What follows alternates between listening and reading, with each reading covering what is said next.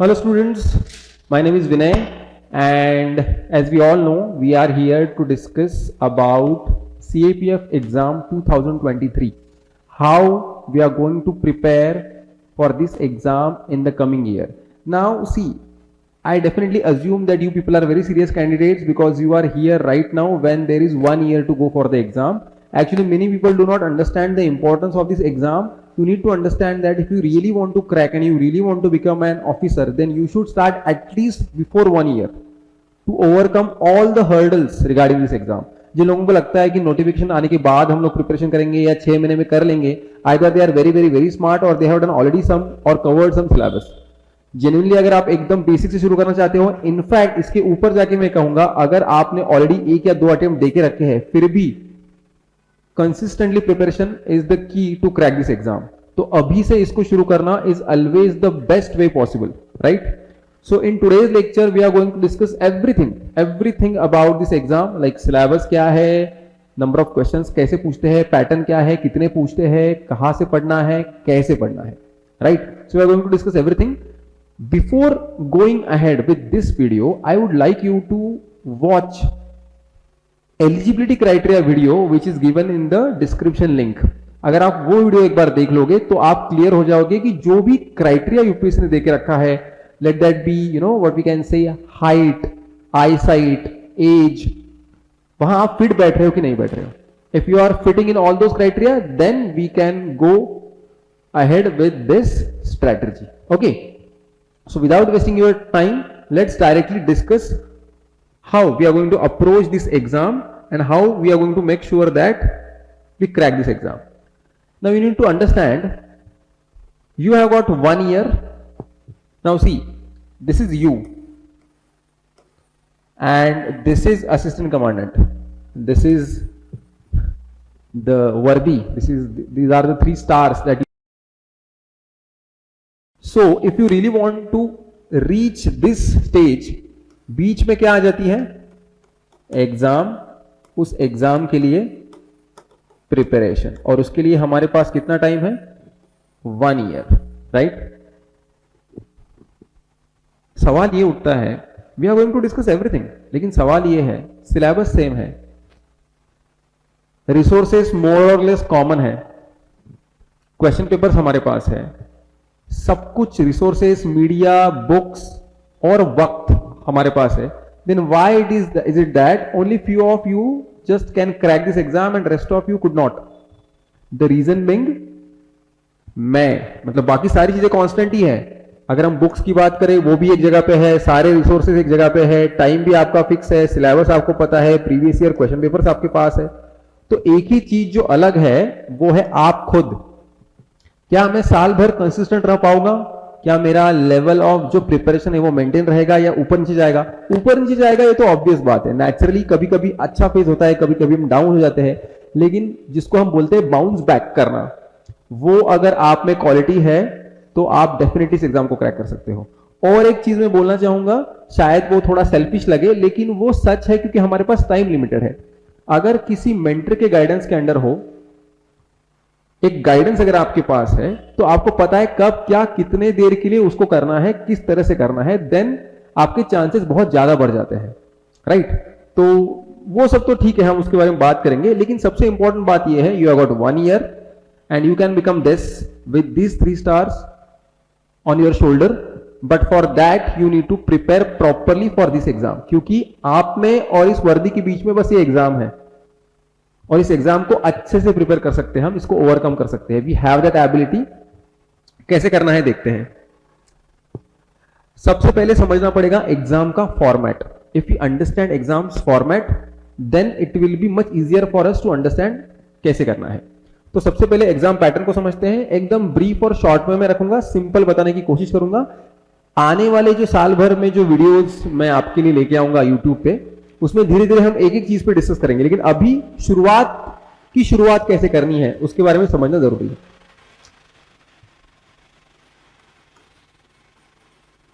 Paper 1 और paper 2 ये 2 paper मिलके बनती है सीएपीएफ की written exam. Total marks 450 divided between these 2 papers. Paper 1 total number of marks 250. I am saying marks, right? And paper 2 total number of marks 200. Total हो गए 450. Now there is a difference between paper 1 and paper 2. Paper 1 MCQ based है, objective हम जिसको बोलते हैं, right? Total number of questions 125. तो it is very obvious that each question has 2 marks. Paper 2 on the other hand is descriptive. Okay, ये return paper है जिसमें आपको एसे राइटिंग, आर्गुमेंट राइटिंग जैसी कुछ चीजें होती है, उसके बारे में हम लोग जरूर डिस्कस करेंगे. पेपर 2 एक्सक्लूसिवली मैं कवर करता हूं. Okay, once you are above the cutoff in written exam out of 450 marks, then you face physical efficiency test, that is PET. ठीक है, बेसिकली सिंपल लैंग्वेज में इसको हम फिजिकल बोलते हैं. फिजिकल क्वालिफाइंग होता है, उसके बाद होता है आपका मेडिकल. रिटर्न का रिजल्ट आने के बाद कुछ स्पेसिफिक दिनों के बाद आपका फिजिकल होता है. फिजिकल और मेडिकल ऑलमोस्ट लाइक आज फिजिकल है तो कल मेडिकल होगा, इस तरह से होता है. इस तरह से यूपीएससी आपका शेड्यूल करता है. अगर आप यहां क्वालिफाई हो गए, you get a call for interview. Interview is for 150 marks. Interview के बारे में बात बाद में करेंगे, बिकॉज वो अभी बहुत आगे है. अभी सबसे पहले जो पहला जो हमारा हर्डल है उसके बारे में आज हम डिस्कस करने वाले हैं, because this is the most important part. क्योंकि यहां अगर आपका स्कोर अच्छा है तो यहां भी आपको अच्छा स्कोर लाना ही है, लेकिन ये मैनेज हो सकता है. मतलब यहां अगर कम मार्क्स भी आए तो भी अगर आपका रिटर्न का स्कोर अच्छा होगा तो भी आपका रैंकिंग अच्छा आएगा, right? So the most important part that we are going to discuss is written exam. कुछ बच्चों को ये डाउट होगा कि सर फिजिक वाइज भी मुझे लगता है कि like I have to work on my physique. तो आप अपना बेसिक एक्सरसाइज, रूटीन एक्सरसाइज चालू रखो, लेकिन सबसे ज्यादा ध्यान आपको देना है रिटर्न पे. ओके, तो रिटर्न का पैटर्न समझते हैं. सबसे पहले ऑलरेडी हमने ये तो डिस्कस कर लिया कि ये एमसीक्यू है, 125 questions, 250 marks, and then there is paper 2, completely descriptive paper of 200 marks, right? अब इसमें एक बहुत इंपॉर्टेंट चीज जो समझना जरूरी है.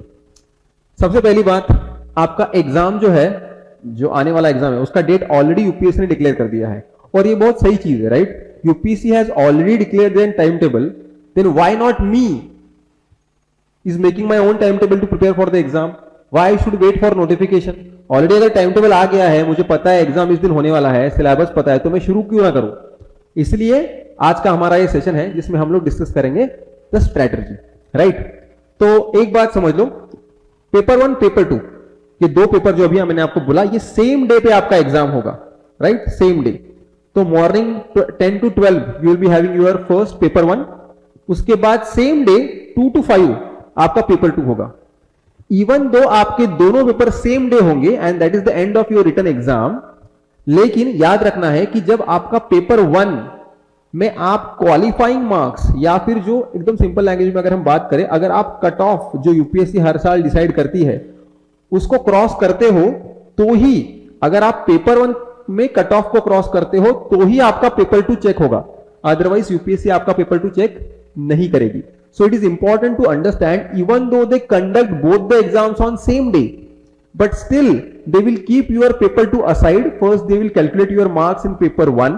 If you are above cutoff, then only your paper 2 will be checked, right? Exam तो हो जाती है, लेकिन आपका पेपर 2 चेक नहीं होता अगर पेपर 1 में आप कट ऑफ से ऊपर नहीं है. सिंपल अगर एग्जांपल दूं, अगर पकड़ लो 125 मार्क्स, एक मिनट, जस्ट 130 मार्क्स आपको चाहिए आउट ऑफ 250. अगर 130 कट ऑफ है, फॉर एग्जाम्पल पेपर 1 की बात मैं कर रहा हूं, आई am talking about paper 1. 130 marks आपको चाहिए आउट ऑफ 250, तो पकड़ लो आपको अगर 132 मिले तो ही आपका पेपर 2 चेक होगा.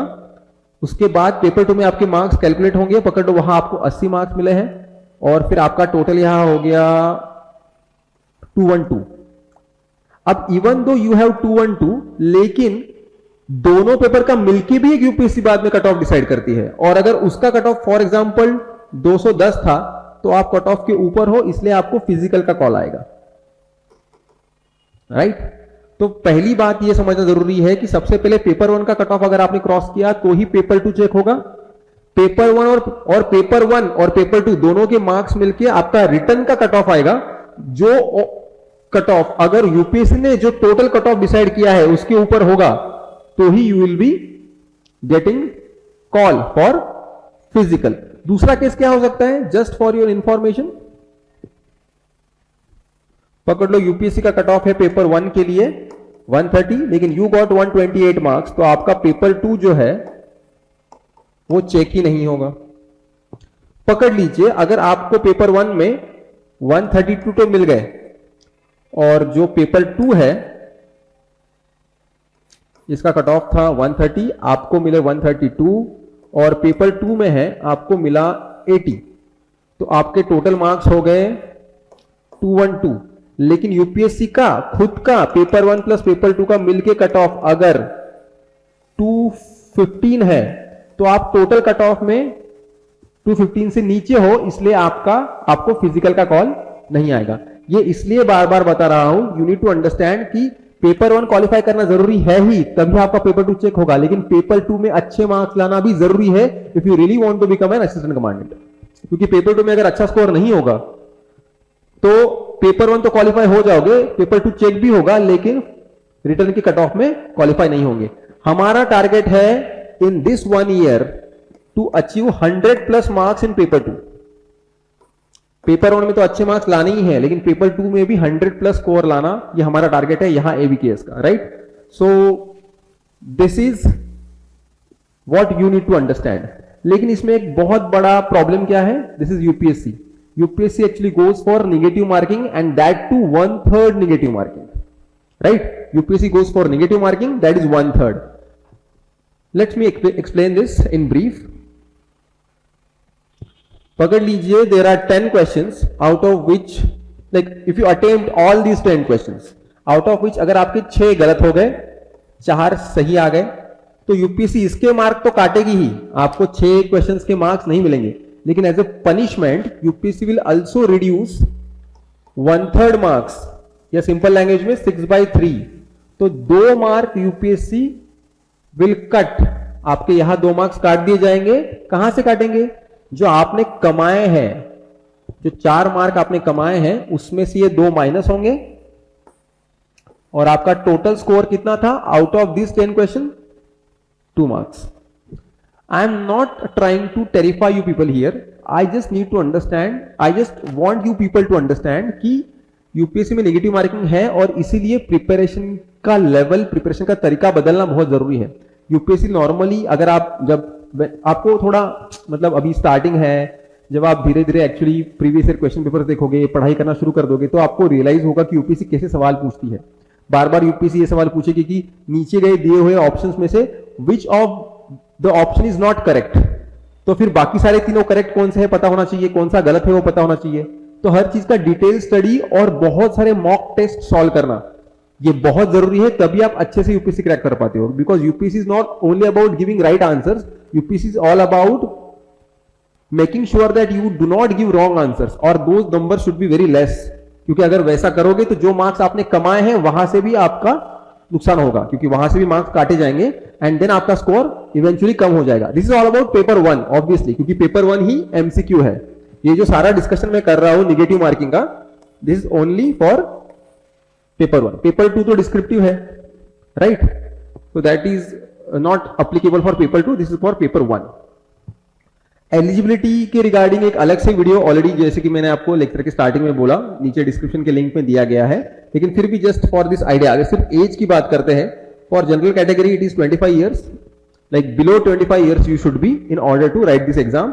For EWS economically weaker section again it is 25, for OBC it is 28, for SC ST it is 30। For this batch they will consider the age from this date 1st August 1998।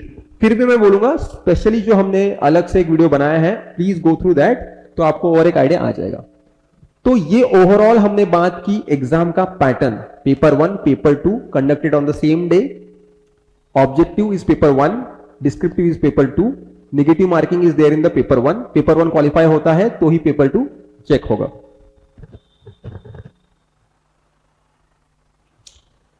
अब ये सब है, तो इस सब में where actually I should look upon, right. So ABKS is there for you to make sure that you prepare to the best of your ability, right. So there are basically 2 programs, of AVKS which actually help you to get better marks in this exam. एक है online learning programme जिसको हम OLP बोलते हैं. This is specifically for 2023. Now this OLP program is available for English medium students separately and for those belong to Hindi medium उनके लिए bilingual वो होगा. तो जैसे आप चाहे वैसे you can opt for this program. Now in this program obviously this is an online program so you can attend the classes sitting at your home. Now it will be covering paper 1 plus paper 2, right? paper 2 के live sessions होंगे, paper 1 के recorded sessions होंगे, paper 2 के recorded plus live दोनों मिलेंगे आपको. Test series भी होगा और आपको सबसे इंपॉर्टेंट और यूनिक चीज जो मिलेगा यहां वो है मेंटरशिप. सबसे इंपॉर्टेंट ये है कि when we actually prepare for such kinds of exam and when the time duration is like 1 year, there are various phases through which we have to go. Throughout the year when we keep on preparing lots of things around our atmosphere actually hit us and disturbs our preparation. We have lots of doubts regarding exam, regarding preparation, regarding personal issues. So we need to have someone to whom we can talk to, we can get those doubts solved and we can keep our preparation on track. For that you need a mentor. So we'll be provided such here, right? So in case of this paper 2 preparation in this batch, I myself will be guiding you people. In case of English medium students, Shravan sir will be guiding you, right? So this course is same, this is just bilingual and English, right? And there is one more batch which is for 50 students only. This is Prayas batch, dedicatedly, exclusively paper 2 batch, where I will be guiding you for paper 2, right? Now, as like today is 5th September, right? So you will be having a special coupon and you will get some discount if you use this coupon and if you enroll today for this batch. I think this coupon is valid for a few more days, but if you enroll early, it is good. CAPF 2023 SPL special, right? So if you join as soon as possible, you can get some good discount. So this is where we come to make sure that your preparation is at the best level, right? Without wasting time, let's go for the syllabus part, because until and unless we don't understand the syllabus of the exam, pattern तो समझ में आ गया, लेकिन okay sir, लेकिन exam में पूछेंगे क्या? So let's talk about this. First, let's go for paper 1 syllabus, right? Paper 1 की syllabus में जो subjects है वो यहां दिए गए हैं और उनका एक एवरेज जो वेटेज है जो एग्जाम में पूछा जाता है. We are going to talk about this weightage in this slide. तो सबसे पहले आएगा polity. Now what is polity? जो एकदम बेसिक से शुरुआत करने वाले हैं, फर्स्ट टाइम सोच रहे हैं कि करना है और प्रिपरेशन कर रहे हैं and watching this video, let me tell you polity is nothing but civics which we had in our school education, right? तो उसी का अलग नाम है पॉलिटी. थोड़ा सिलेबस एक्सपांड करके हमको दिया गया है, लेकिन पॉलिटी मतलब पर्सनली आई फील सबसे ज्यादा कंफ्यूजिंग सवाल अगर किसी सब्जेक्ट के होंगे that is polity. Okay, then comes history. History में एक्चुअली तीनों पार्ट हमको कवर करने हैं. एंशिएंट भी करना है, मेडिवल भी करना है और मॉडर्न भी करना है. तीनों पार्ट जो है वहां से सवाल आते हैं. बहुत सारे लोगों का मिसकंसेप्शन होता है कि सिर्फ मॉडर्न इंडिया से सवाल आते हैं, ऐसा नहीं है. You need to study history thoroughly. और हमारे पास उतना टाइम भी है. And at this stage of preparation we should strive for excellence. Excuses नहीं होने चाहिए कि अच्छा अभी ठीक है ना सर, इसको स्किप कर देता हूं. You need not to, क्योंकि कहां से कितने सवाल आएंगे you never know, right? ऐसे कितने सारे मतलब क्वेश्चन पेपर्स है प्रीवियस ईयर के जहां अगर आप देखोगे तो मॉडर्न इंडिया से 1 या 2 सवाल आए हैं, मैक्सिमम सवाल एंशिएंट और मिडियल इंडिया से आए हैं. So you need to prepare thoroughly. Then comes geography. Geography में आपको इंडियन ज्योग्राफी, फिजिकल ज्योग्राफी जो है इंडिया का वो पूरा देखना है. उसके अलावा थोड़ा वर्ल्ड ज्योग्राफी का भी सिलेबस है. Then come science. इसमें फिजिक्स, केमिस्ट्री और बायो तीनों आपको पढ़ना है. बेसिकली ये स्टैटिक पार्ट है, लेकिन इसके साथ साथ यूपीएससी कुछ साइंस एंड टेक्नोलॉजी के बेस पे भी सवाल पूछती है जो बेसिकली करंट अफेयर्स में कवर हो जाएंगे. लेकिन बहुत बार यूपीएससी जो सवाल पूछती है वो साइंस लेकिन अप्लाइड साइंस रिलेटेड होते हैं. मतलब हमारे डेली रूटीन में जो साइंस जहां जहां काम आता है उस तरह से दे keep on asking various questions, right? तो एक बात साइंस के लिए स्पेसिफिकली बोलना चाहूंगा, those who are watching this video right now, there might be many students who do not actually belong to science background. मतलब 12th के बाद या 10th के बाद उन लोगों ने आर्ट्स ले लिया है या कॉमर्स ले लिया है, तो उन लोगों को ये लगना स्वाभाविक है कि सर सब कुछ कर लेंगे लेकिन ये साइंस इज लाइक बहुत difficult and please don't tell us, because biology के नाम याद रखना या केमिस्ट्री के फॉर्मूलाज या फिजिक्स के concept, it's really difficult part. But let me tell you very honestly, this is, you know, what we can say kadwa sach, that you need to prepare science. 30 questions is not a joke and you have got 1 year. थोड़ा mug up करना पड़ेगा, थोड़ा लिख के देखना पड़ेगा, अलग अलग तरीके अपनाने पड़ेंगे, कुछ मॉक क्वेश्चन सॉल्व करेंगे, लेकिन साइंस को प्रिपेयर करेंगे, जितनी ताकत है उतनी लगाएंगे और साइंस को प्रिपेयर करेंगे, राइट? जितना हो सके उतना करना है. उसमें एक बस छोटा सा आपको डिस्काउंट क्या मिलता है, सिर्फ एनसीईआरटी से आपको प्रिपेयर करना है, उतना ही आपको करना है, उतना ही याद करना है और मॉक टेस्ट सॉल्व करने हैं, लेकिन साइंस हमको प्रिपेयर करना ही है. उसके बाद आता है इकोनॉमी. इकोनॉमी नॉर्मली सीएपीएफ में इसका वेटेज बहुत कम था अब तक, लेकिन पिछले 1-2 साल से यूपीएससी सीएपीएफ में good number of questions economy के पूछ रही है, तो इसलिए इकोनॉमी भी बहुत इसेंशियल कंपोनेंट हो जाता है. करंट अफेयर्स जो है साल भर का एटलीस्ट पढ़ना रिकमेंड करता हूं. और करंट अफेयर्स के लिए बहुत सारे लोगों के सवाल होते हैं, सर न्यूज़पेपर्स पढ़ने चाहिए या क्या करूं, तो उसके बारे में हम लोग बात करेंगे. नॉर्मली मेरा ये रिकमेंडेशन है कि मैगजीन्स पढ़ लो, मंथली जो आते हैं. एबीकेएस का अपना खुद का एक मैगजीन आता है जिसका पीडीएफ आपको मिलेगा, हिंदी इंग्लिश दोनों मीडियम के लिए मिलेगा, वो भी अगर आप करोगे इट इज गुड इनफ. उसके अलावा कुछ आप कर सकते हो, लेकिन देखो मतलब newspaper, I am not against newspapers, but I would just say कि if newspapers are consuming like 2 to 3 hours of your preparation every day, and if you are not going to remember what you read on a specific day after like 8 days, then why we are reading them?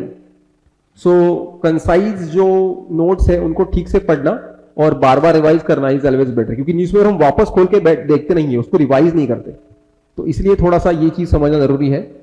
Current affair से 15 questions आते हैं. Aptitude and reasoning again maths का part है और कुछ लोगों के लिए मैथ्स जो है वो प्रॉब्लम हो सकता है, लेकिन फिर भी मैं रिकमेंड करूंगा कि अभी से अगर थोड़ा थोड़ा प्रैक्टिस करेंगे तो मैथ्स में भी अच्छा खासा हम लोग थोड़ा सा एक्सेलेंस हासिल कर सकते हैं, और जो करना चाहिए, because 18 questions is good number of questions. Then there are some miscellaneous questions you don't know, like they based on common sense और जनरल यूपीएससी पूछ लेती है. यू माइट आंसर देम और माइट नॉट, राइट? तो ये हमारे हाथ में नहीं है. अब अगर आपको ये लगता है नहीं सर, अगर हम बात करते हैं कि टोटल नंबर ऑफ क्वेश्चंस हमारे 125 है, तो अगर कोई सब्जेक्ट मुझे डिफिकल्ट लगता है तो मैं उसको स्किप कर दूंगा और बाकी सब्जेक्ट में ही अपना कट ऑफ मैनेज कर लूंगा. तो you need to understand that these subjects even though you are very good at them, वो धोखा दे सकते हैं आपको एग्जाम में. हो सकता है कि क्योंकि यूपीएससी कहां से क्या पूछ लेगी, it's like difficult to predict. तो इसलिए हम बहुत ओवर कॉन्फिडेंट होकर नहीं जा सकते कि सर हिस्ट्री में कुछ भी पूछ लो मैं कर ही दूंगा. Sometimes you know think that is the right answer but it may get wrong. So इसलिए सारे सब्जेक्ट को प्रिपेयर करके जाना है. जो मेरे बेस्ट है उनको बेस्ट लेवल प्रिपेयर करना है. अगर मुझे साइंस डिफिकल्ट जाता है तो at least basic level of preparation तो मुझे करके जाना है. In fact at this point of time I would say her subject को अच्छे से ही करना है, क्योंकि हमें कोई भी what we say, we don't have to left any stone unearth, right? We have to score very good in paper 1, right? तभी आपका पेपर 2 चेक होगा.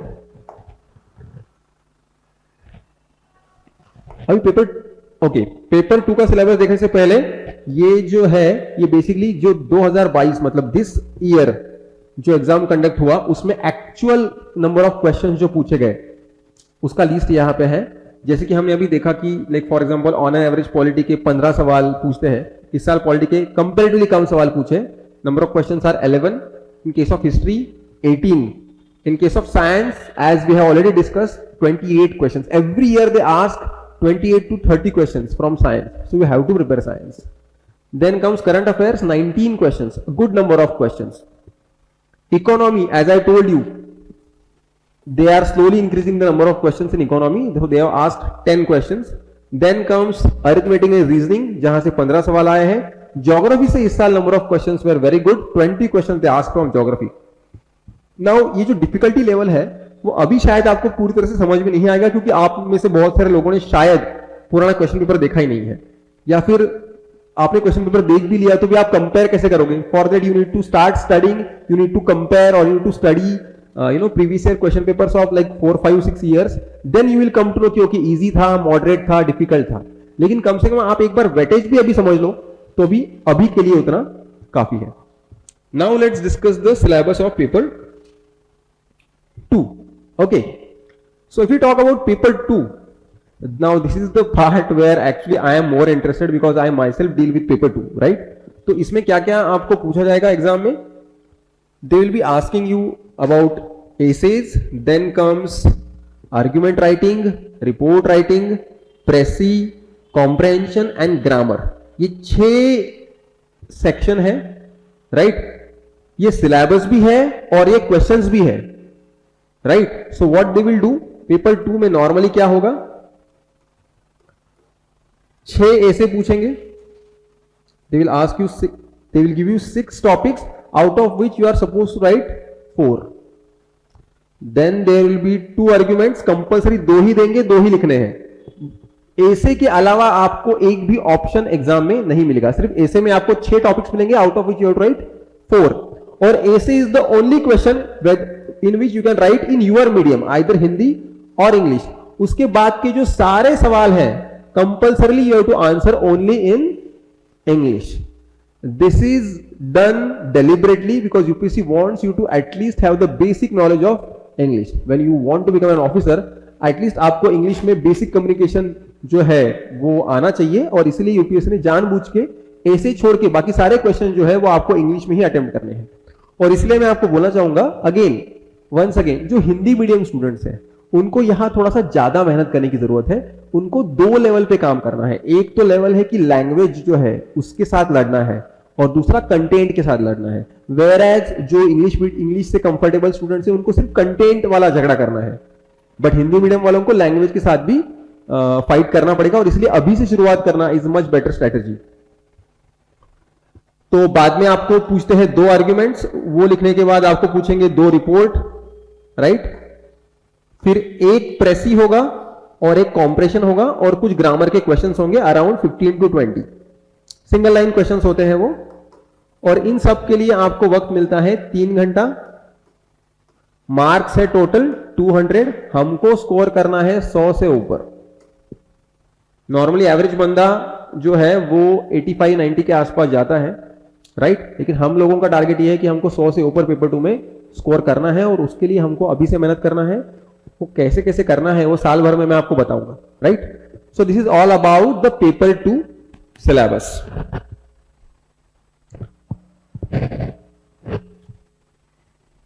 Last part of this video is book list, right? Syllabus देख लिया, exam का pattern देख लिया. अब कहां, मतलब एग्जाम का पैटर्न देख लिया, एग्जाम में क्या पूछने वाले हैं वो देख लिया, लेकिन कहां से पढ़ना है ये आपके सामने है, ठीक है? ये सारी बेसिक और वो बुक्स है जो आपके पास होनी ही चाहिए if you really want to prepare properly for CAPF exam, ठीक है? सो फर्स्ट सब्जेक्ट है अपना पॉलिटी. पॉलिटी के लिए लक्ष्मीकांत सर की जो किताब है इंडियन पॉलिटी, वो like known as Bible for polity, right? So Lakshmikant sir की जो किताब है वो बेस्ट किताब है. इसके अलावा देखिए, हर सब्जेक्ट का एनसीईआरटी ऑलमोस्ट मस्ट है. For every subject you have to read NCERT. तो एनसीईआरटी हर सब्जेक्ट के सामने आपको दिखेगा, apart from aptitude and current affairs. सारे सब्जेक्ट का एनसीईआरटी आपको करना ही है. तो even in case of polity, along with Lakshmikant sir book constitution at work, ये जो 11th स्टैंडर्ड की बुक है, ये हाईली रिकमेंडेड है. और वो इसलिए क्योंकि अगर रिसेंट एग्जाम का पैटर्न देखते हैं तो UPSC is fond of asking questions from NCERT, और इसीलिए please please please do have NCERT at your home, right? Then comes geography. Geography के लिए भी 6th to 11th क्लास की NCERT is the main source of preparation. सबसे important source अगर कोई होगा तो वो है 6th स्टैंडर्ड से लेकर 11th स्टैंडर्ड तक की सारी एनसीईआरटी जो है ज्योग्राफी की, वो आपको करनी है. इसके अलावा माजिद हुसैन सर का नाम आपने सुना होगा, जिनका इंडिया एंड वर्ल्ड ज्योग्राफी और इंडियन ज्योग्राफी ऐसे 2 किताबें हैं. उसमें से इंडिया एंड वर्ल्ड ज्योग्राफी जो है वो स्पेसिफिकली यूपीसी के लिए अच्छी किताब मानी जाती है. तो you can have that, right? लेकिन मिनिमम आपको ये तो करना ही है 6th to 11th स्टैंडर्ड का geography. Then come science. Science जैसे कि मैंने आपको बोला, अगर आप सिर्फ एनसीईआरटी करते हो 6th स्टैंडर्ड से लेकर 12th क्लास की, वो काफी है. Actually 6th to 12th class मतलब 6-7 एनसीईआरटीज हो गई, और वो थोड़ा लग सकता है कि हेक्टिक है या बहुत ज्यादा है, लेकिन हमारे पास टाइम भी है तो हम स्लोली वन बाय वन कर सकते हैं। और मुझे लगता है कि एटलीस्ट मैंने कोशिश करनी चाहिए, जितना हो सके उतना मैं करूं। I am talking to non science background students, okay. जिनका साइंस बैकग्राउंड था उनको तो कोई एक्सक्यूज है ही नहीं, they should study this, right. Lucent का एक बुक आता है जिसमें साइंस थोड़ा अच्छे से कवर किया होता है, so you can read that too. लेकिन my personal opinion is 6 to 12 standard का एनसीईआरटी सफिशिएंट है। अगर आपको वो बहुत हेवी लगता है तो आप सिर्फ ल्यूसेंट से कर लो, कुछ ना कुछ तो कवर हो जाएगा।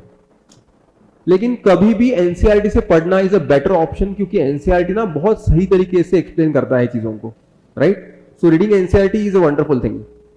Then comes history. हिस्ट्री के लिए भी एनसीईआरटी पढ़ना है 11th स्टैंडर्ड का, प्लस स्पेक्ट्रम जो है वो सिर्फ मॉडर्न हिस्ट्री के लिए किताब है, राइट, स्पेक्ट्रम की जो किताब है। Otherwise in fact I would say yes 11th plus 12th की भी एनसीईआरटी है।